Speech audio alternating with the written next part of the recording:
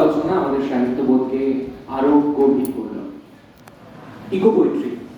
আজ আমাদের এই অনুষ্ঠানে উপস্থিত থাকার কথা ছিল বিশিষ্ট অধ্যাপক শ্রী প্রীতম মুখোপাধ্যায় মহাশয়, কিন্তু তিনি আজ আমাদের মধ্যে এসে পৌঁছতে পারেননি কিছু ব্যস্ততার কারণে।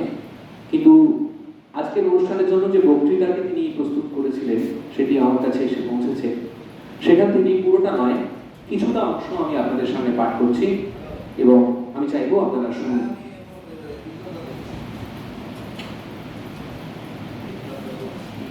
ইকোপোয়েট্রিক্স কি? এই ইকোলজি বা বাস্তুবিদ্যা যখন কোনো সাহিত্যিকের কাব্যতত্ত্বের ভিত্তিভূমি হয়ে ওঠে তাকেই বলা হয় ইকোপোয়েট্রিক্স। সেক্ষেত্রে উক্ত বয়ানটি ইকো টেক্সট এবং তার ভাষ্য ইকো ল্যাঙ্গুয়েজ হিসেবে গণ্য হতে পারে।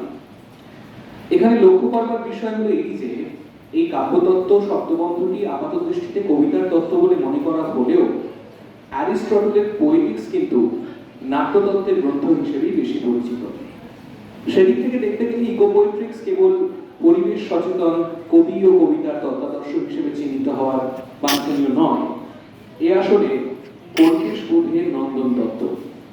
যদিও আলোচনার সুবিধার্থে আমরা কবিতা ও পরিবেশের সম্পর্ক সূত্রে ইকোপোয়েট্রিক্সকে ব্যবহার করতে পছন্দ করি, ইকোক্রিটিসিজমের ওয়েব জার্নাল এবং ecopoetry.org ওয়েবসাইটে দেখলে এই প্রচলিত ভাবনা সমর্থনও মেলে।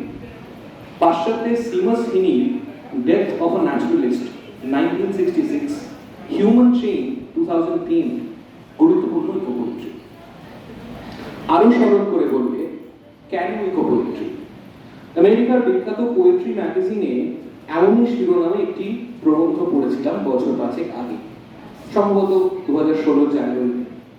প্রবন্ধটির নাম ছিল ওয়াই ইকোপোয়েট্রি। প্রাবন্ধিক জন শপটন।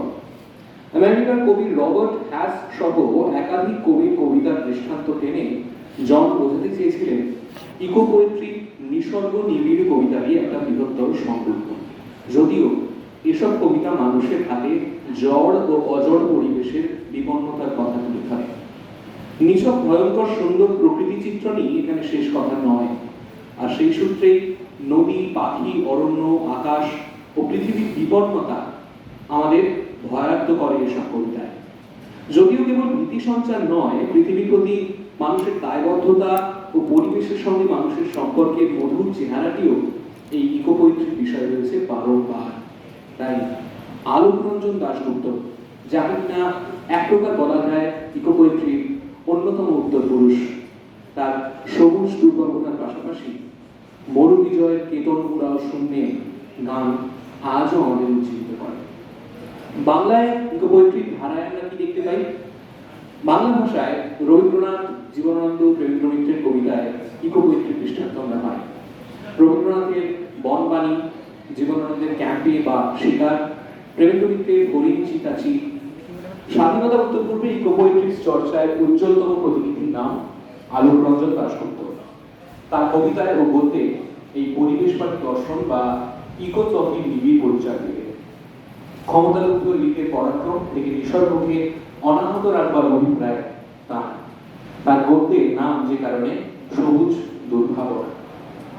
আমি এখানে শেষ করছি এই গভীর বক্তৃতাটি। আমরা খুবই আনন্দিত হতাম যদি প্রীতমবাবু নিজেই আমাদের মধ্যে এসে উপস্থিত হয়ে পাঠ করতেন, আমাদের শোনাতেন। এবং আমি চাইবো আগামী দিনে সাহিত্য সম্মান বা অন্য পালকের যে কোনো অনুষ্ঠানে আমরা প্রীতমবাবুকে পাবো।